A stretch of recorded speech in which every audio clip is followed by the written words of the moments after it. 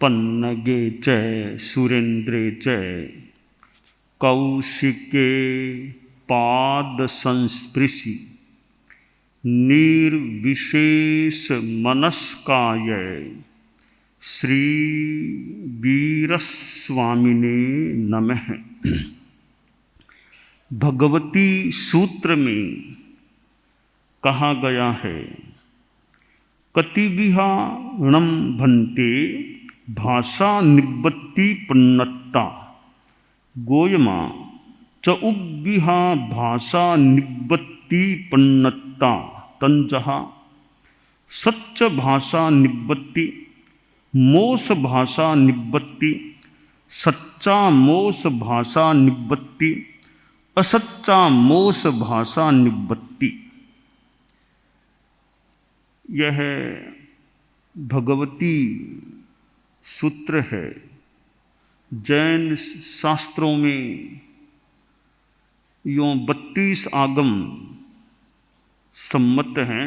हमारे धर्म संप्रदाय में 32 आगमों में एक यह भगवई विआह पन्नत्ति है। संस्कृत भाषा में भी कितने ग्रंथ हैं। भारतीय वाङ्मय को हम देखें तो संस्कृत भाषा में भी कितने कितने ग्रंथ मिलते हैं। और यह प्राकृत अर्धमागधी जो भी भाषा में भी हमारे जैन शास्त्र हैं, और भी अनेक ग्रंथ मिल सकते हैं। इन ग्रंथों में एक तत्वबोध संगृहित किया गया है। तत्वबोध इनसे प्राप्त किया जा सकता है और जीवन जीने का पथ दर्शन भी प्राप्त किया जा सकता है। यह जो भगवती सूत्र है, इसे हम बड़े सम्मान के रूप में भगवती सूत्र कहा करते हैं। एक प्रश्न भाषा के बारे में किया गया कि भाषा निर्वृत्ति कितने प्रकार की प्रज्ञप्त है, यानी भाषा जो हमें प्राप्त होती है, भाषा कितने प्रकार की होती है। एक दृष्टि से देखें तो भी कितनी भाषाएं हैं। संस्कृत है, अंग्रेजी है, हिंदी है, आदि आदि आदि कितनी कितनी भाषाएं हैं। यहाँ वे भाषा के प्रकार नहीं बताए गए हैं। यहाँ हम जो बोलते हैं वो कितने रूपों में आदमी बोल सकता है। तो उस संदर्भ में ये भाषा निर्वृत्ति या भाषा कह दें 4 प्रकार बताए गए हैं। सत्य भाषा निर्वृत्ति, असत्य यानी मृषा भाषा निर्वृत्ति, सत्य मृषा भाषा निर्वृत्ति, असत्या मृषा भाषा निर्वृत्ति। 4 प्रकार की सत्य भाषा। एक आदमी सत्य भाषा भी बोलता है, बोल सकता है। कभी आदमी मृषा भाषा भी बोल लेता है।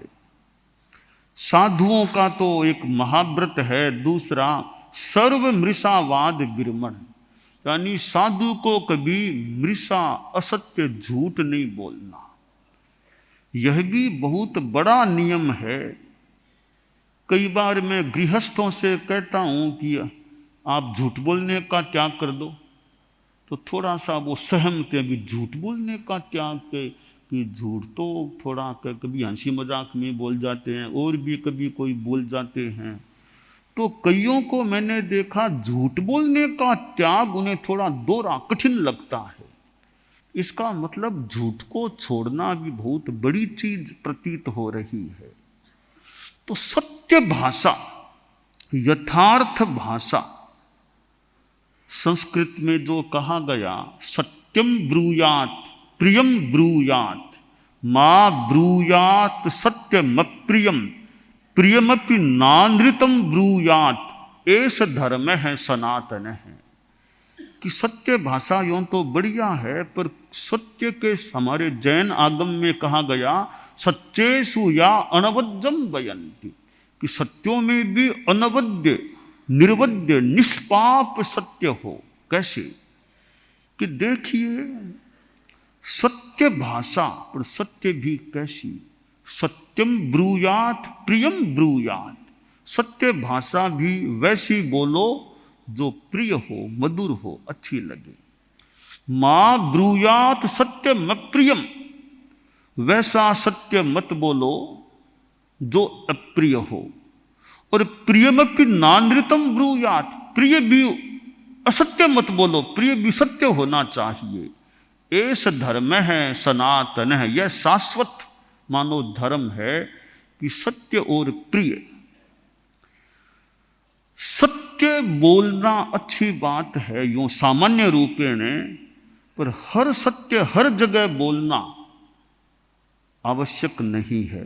मैंने एक बार संतों से कहा होगा पहले भी भाषण में कि हम साधुओं के झूठ बोलने का त्याग है, पर हर सत्य बोलना यह जरूरी नहीं है। हाँ, झूठ नहीं बोलना यह पहली हमारी शर्त है साधु के लिए कि जो भी बोलो बोलो तो वो सत्य होना चाहिए, साधु को झूठ नहीं बोलना चाहिए।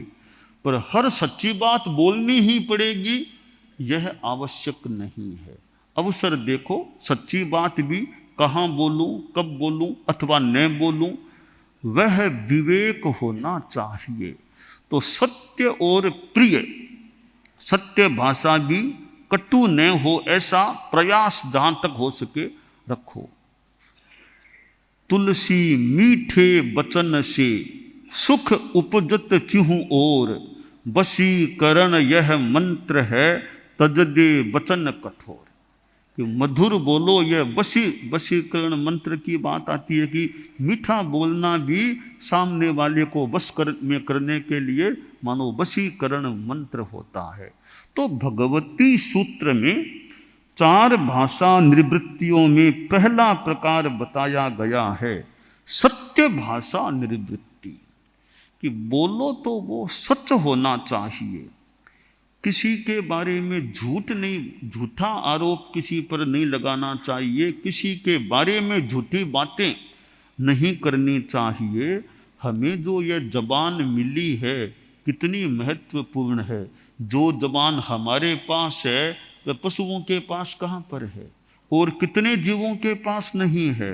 हम मनुष्यों के पास एक मानो विकसित भाषा है, वो भाषा लब्धि हमें प्राप्त है, भाषा निवृत्ति हमें प्राप्त है।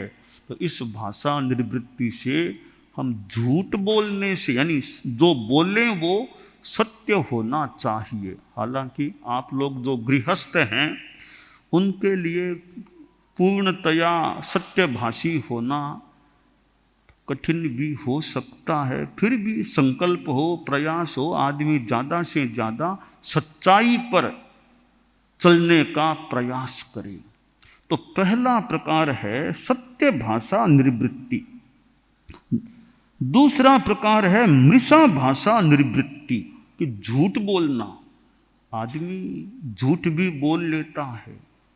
शास्त्र में एक जगह कहा गया है, यानी झूठ बोलने के 4 कारण बताए गए हैं। आदमी झूठ क्यों बोलता है? से कोहावा, लोहावा, भयावा, हासावा।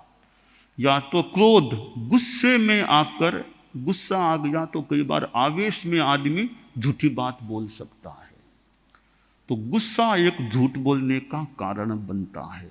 लोहावा, या लोभ के कारण से, लोभ के वशीभूत होकर भी आदमी झूठ बोल सकता है। तीसरा कारण है भया, भय के कारण, डर करके, भय के मारे आदमी झूठ बोल जाता है।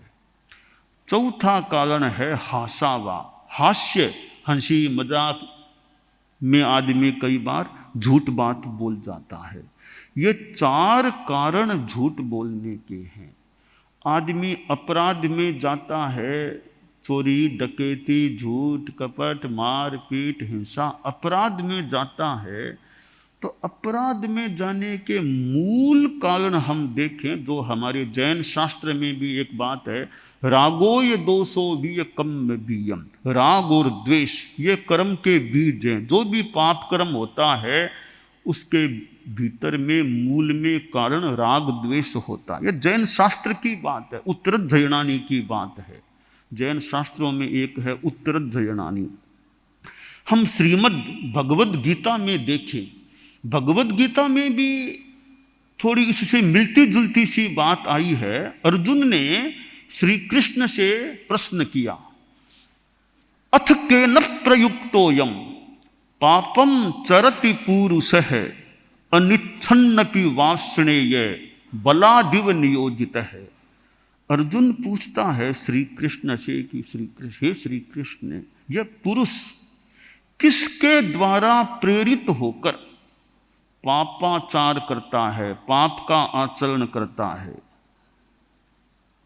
मानो वह चाहता नहीं, पर कोई जबरदस्ती उसको पाप की ओर धकेल देता है। तो हे श्री कृष्ण, वो तत्व कौन सा है जो आदमी को पाप की ओर धकेलने वाला होता है? मैंने जैसे जैन आगम की बात बताई, राग द्वेष कर्म के बीज, करीब ऐसी सी बात अब श्री कृष्ण बताते हैं अर्जुन के प्रश्न के उत्तर में कि काम एषः क्रोध एषः रजोगुण समुद्भव है महाशनो महापाप्मा विद्धेन मिह वैरिणम। कि अर्जुन दो चीजें हैं, जैसे वहां राग और द्वेष, या काम एषः क्रोध एषः है।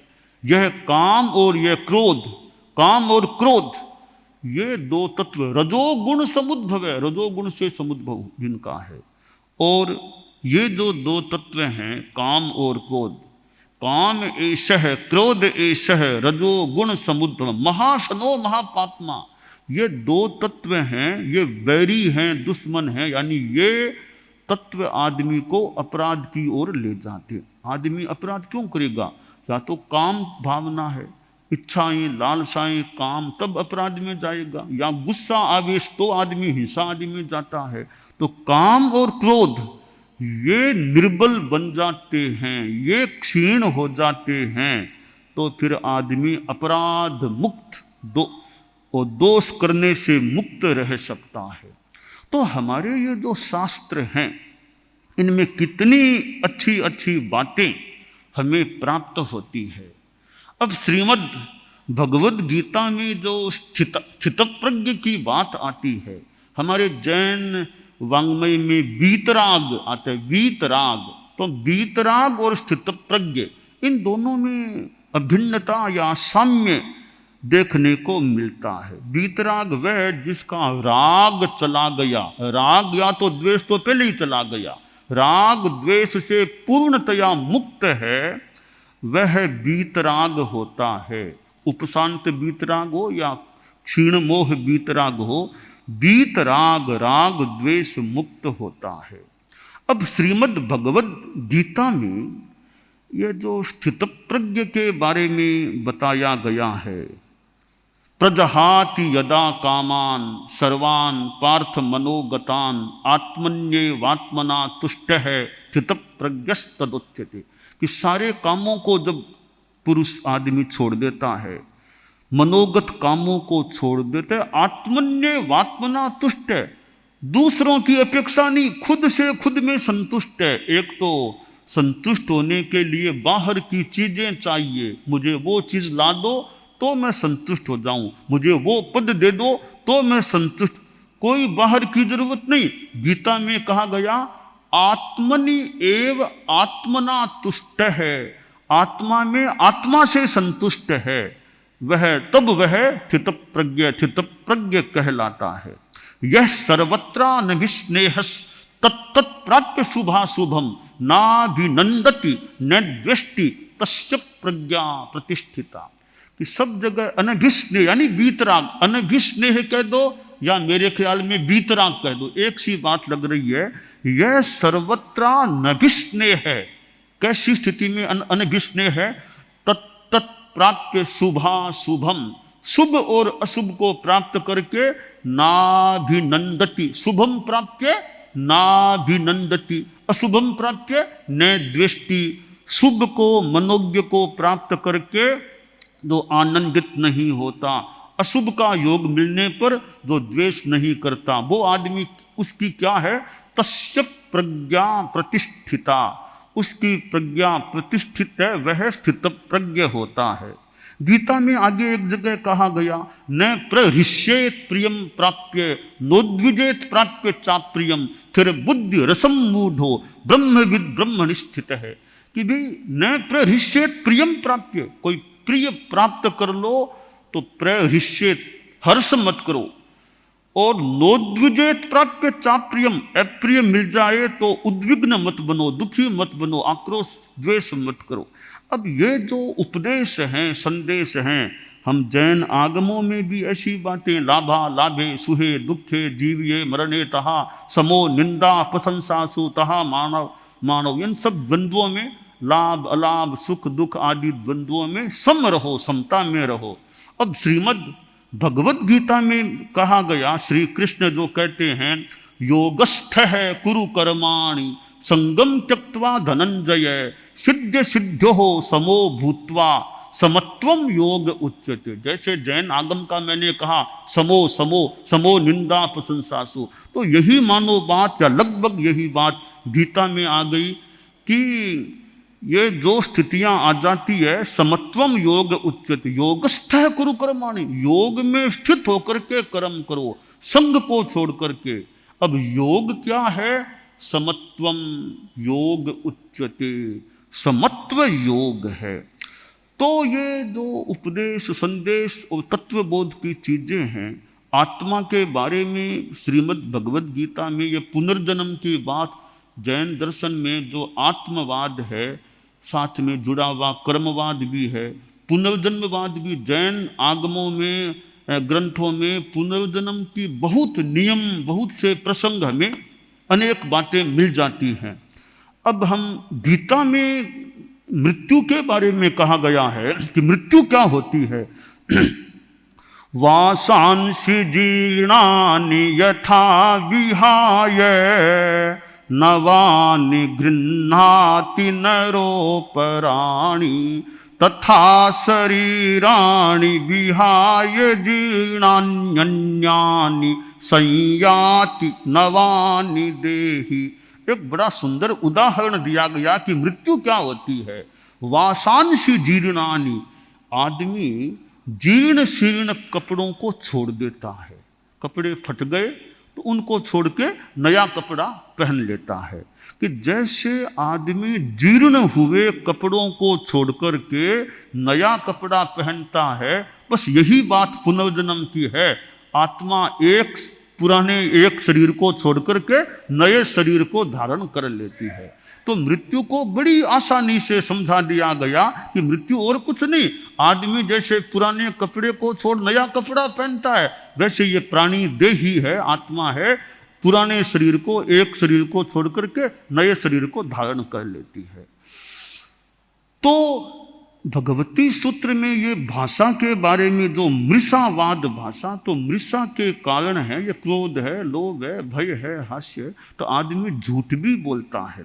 तीसरा प्रकार बताया गया कि जो सत्य मृषा भाषा, मिश्र भाषा, थोड़ा कुछ झूठ कुछ साच, ऐसी भाषा भी, मिश्र सत्य मृषा भाषा भी आदमी बोल सकता है, कभी बोल लेता है।